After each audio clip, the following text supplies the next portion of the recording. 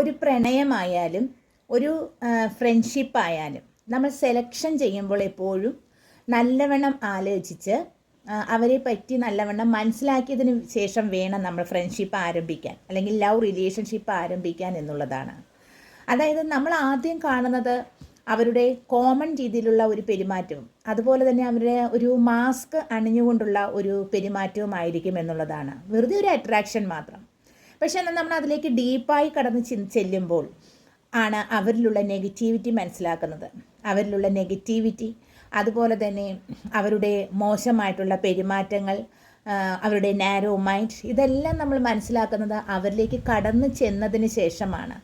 അവരെത്ര ഡീജനറേറ്റഡ് ആയിട്ടുള്ള വ്യക്തികളായിരുന്നു എന്ന് നമ്മൾ മനസ്സിലാക്കുന്നത് എപ്പോഴും അവരിലേക്ക് നമ്മൾ അഗാധമായി കടന്നു ചെല്ലുമ്പോഴാണ്. ഒരുപക്ഷെ ആ ബന്ധത്തിൽ നിന്നും, അത് ലവ് റിലേഷൻഷിപ്പ് ആയാലും സാധാ ഫ്രണ്ട്ഷിപ്പ് ആയാലും, ഒരുപക്ഷെ നമ്മൾക്കതിൽ നിന്നും എസ്കേപ്പ് ആകാൻ പറ്റിയില്ലെന്ന് വരും.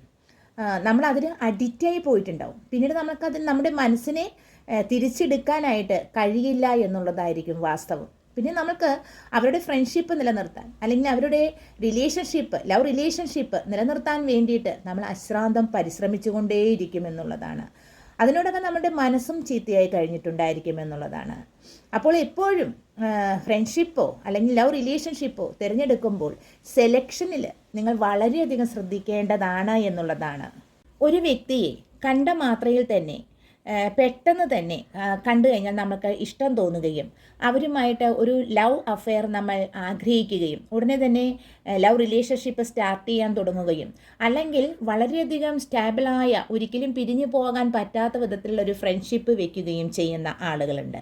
പക്ഷേ അത് വളരെ ബുദ്ധിമുട്ടുള്ളൊരു കാര്യമാണ് എന്നുള്ളതാണ്. തെറ്റായൊരു കാര്യം തന്നെയാണത്.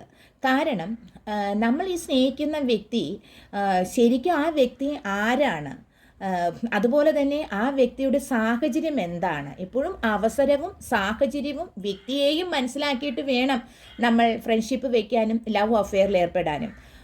അതുപോലെ തന്നെ ഒരു പക്ഷേ ഈ വ്യക്തിയിലേക്ക് നമ്മൾ ആഴ്ന്ന് കടന്നു ചെല്ലുമ്പോഴാണ് നമ്മൾ മനസ്സിലാക്കുന്നത് ഈ വ്യക്തി എന്ത് തരം വ്യക്തിയായിരുന്നു, ഏത് തരമാണ് അവരുടെ ക്യാരക്ടർ എന്നും.